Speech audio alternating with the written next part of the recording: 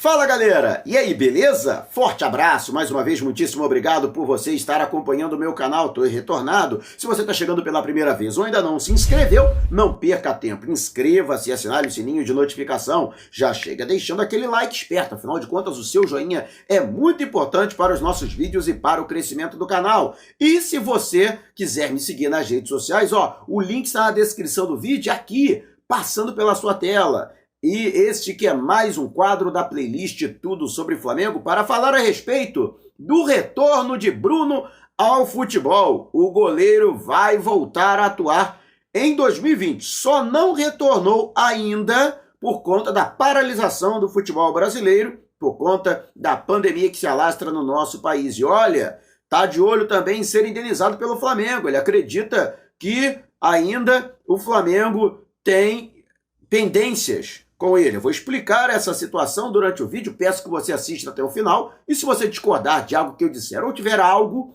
a acrescentar, você pode deixar o seu comentário aqui abaixo. Mas é isto mesmo, o goleiro Bruno está de volta ao futebol. Isto foi anunciado pelo próprio jogador em seu perfil pessoal nas redes sociais. Ele que acertou com um clube empresa da Europa e será emprestado a um clube cujo nome vem sendo mantido em sigilo pelo seu empresário, mas é um clube da Série B1 do Campeonato Carioca. Ou seja, ele vai disputar, portanto, a segunda divisão do Campeonato Estadual do Rio de Janeiro. Na verdade, é uma forma dele conseguir recuperar a forma física e técnica, enquanto ele aguarda a liberação por parte da Justiça Brasileira para que ele possa atuar fora do país. Por enquanto, ele não tem esta prerrogativa.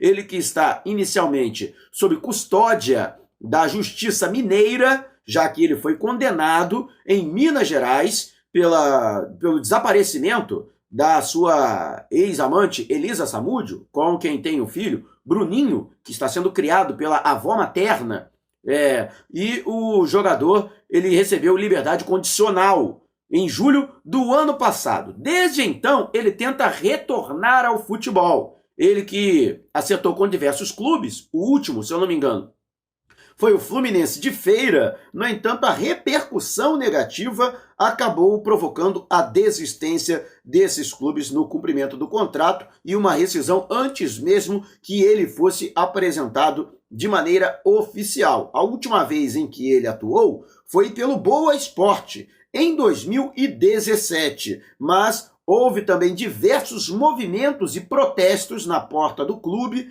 e isso acabou provocando também a rescisão do atleta. Com relação a esta circunstância, liberdade condicional, o que quer dizer? Ele pode ficar normalmente, sem precisar se apresentar numa delegacia ou em alguma unidade de cumprimento de punição, de uma unidade prisional. Ele pode ficar na sua residência, só que ele tem que estar em casa das 8 da noite às 6 da manhã. Sempre, Deu 8h01, ele não está em casa, amigo, está arriscado ele perder a liberdade condicional. É diferente, por exemplo, do regime semiaberto, onde ele durante o dia pode sair para trabalhar, por exemplo, mas à noite ele tem que retornar à prisão. Só que ele não tem a liberação para sair do país. A custódia, que é da Justiça Mineira, ela está agora com o sistema carcerário do Rio de Janeiro, O sistema do Rio de Janeiro, o SEAP, se eu não me engano, é agora o responsável por monitorar a situação do jogador, que, por exemplo, até o dia 10 de todo mês ele tem que comparecer, aí sim tem que comparecer à justiça, tem que prestar contas, tem que dizer o que está fazendo, se está trabalhando, onde está residindo. Então tudo isso tem que ser apresentado pelo jogador. Ele não pode frequentar cinema, boate, casa noturna, bares, nenhum desses locais onde há concentração de pessoas.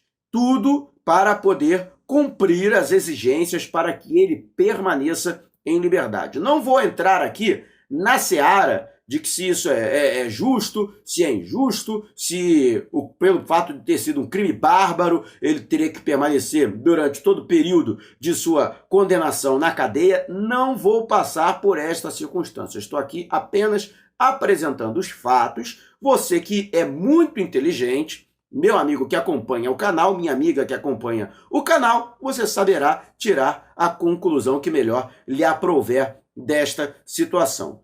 O Bruno, que está com 35 anos, teoricamente, para goleiro é uma idade que dá para você jogar, né? E a gente, até fazendo um paralelo, Diego Alves, atual goleiro do Flamengo, tem 35 anos. E tá aí, titular absoluto do Flamengo, cogitado para a seleção brasileira. O Bruno vai tentar retomar, portanto, a sua carreira, né, na segunda divisão do Rio de Janeiro e, posteriormente, conseguindo a liberação, atuando na Europa. Né? O seu empresário falou a respeito dessa circunstância, de que Bruno tem sido até bastante procurado, né, por alguns clubes, mas inicialmente ele vai atuar por um clube da região dos Lagos, ali próximo de Arraial do Cabo, onde ele está residindo com a família de sua companheira, e dentro dessa circunstância, aí ele recobrando aí a forma física e técnica. Acredito que, por ser um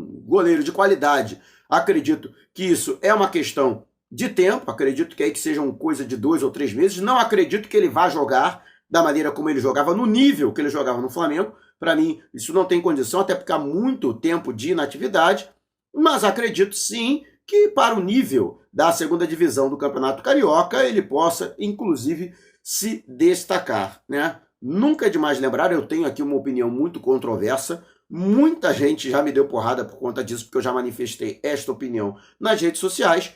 Para mim, e olha que eu vi grandes goleiros com a camisa do Flamengo, vi Raul, vi Fidjol, vi o Gilmar Rinaldi, vi Júlio César, né, Diego Alves, e para mim, Bruno foi o melhor goleiro com a melhor performance do período que ele atuou pelo Flamengo, principalmente de 2008 a 2010, com a camisa rubro-negra. Eu não vi nenhum goleiro fazer mais pelo Flamengo, fazer melhor pelo Flamengo, do que o Bruno durante este período, né? Agora, é o maior goleiro? Não.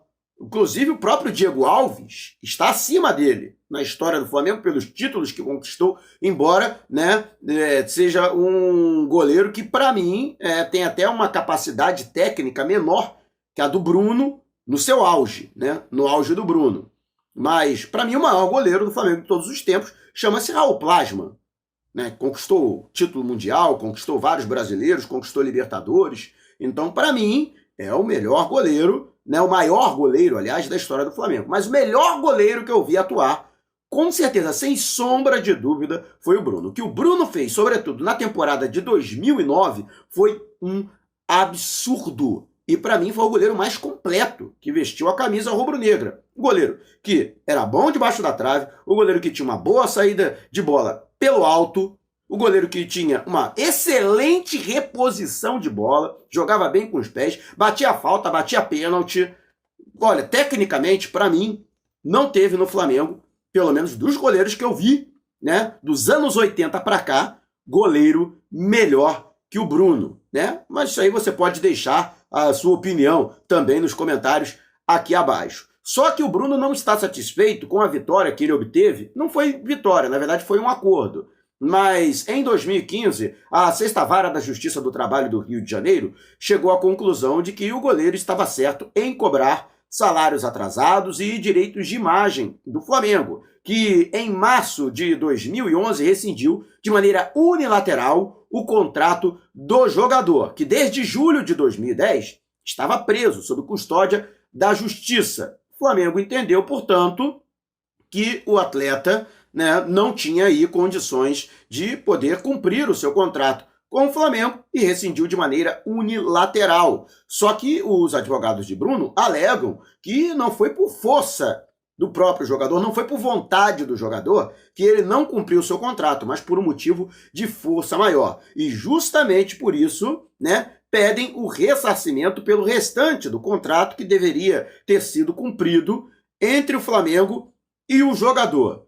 Vale destacar que um acordo foi feito em 2015 entre o Flamengo e o Bruno, né, os advogados do Bruno, no valor de R$770 mil, o que seria referente aos valores atrasados de quando o Flamengo rescindiu o contrato. É isso mesmo, o Flamengo rescindiu o contrato ainda devendo ao Bruno.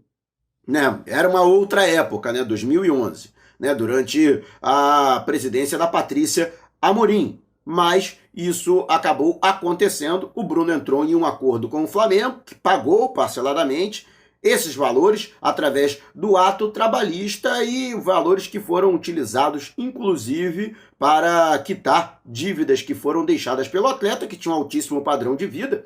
Para você ter uma ideia, ele recebia um salário em torno de R$120 mil mensais.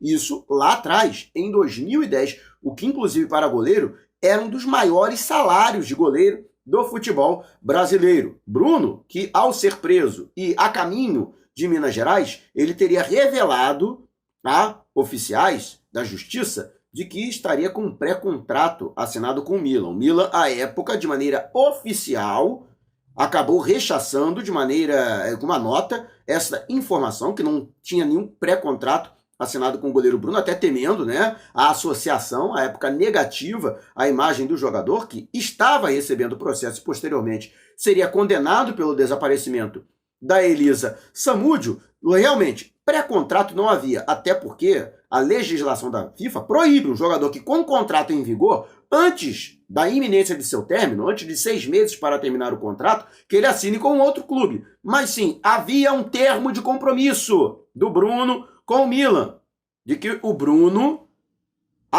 recebendo qualquer proposta, apresentaria essa proposta aos dirigentes do Milan, que se igualasse essa proposta, ele assinaria com o clube italiano. E o próprio Milan consultou o Flamengo, que já sabia do interesse do clube italiano de contratar o jogador, e estava aberto à negociação. O Flamengo estava aguardando uma proposta oficial pelo Bruno. Já estava tudo praticamente alinhavado, né? Eu acho que até por uma questão de ignorância, né? Uma questão de ingenuidade, né? do próprio jogador, de não conhecer esses trâmites burocráticos, ele falou pré-contrato. Mas sim, havia um termo de compromisso, um comprometimento mútuo entre ele e o Milan, de que ele seguiria para o clube italiano durante a janela para transferências de internacionais que havia acabado de abrir quando o atleta foi detido. Mas, portanto, ele acredita que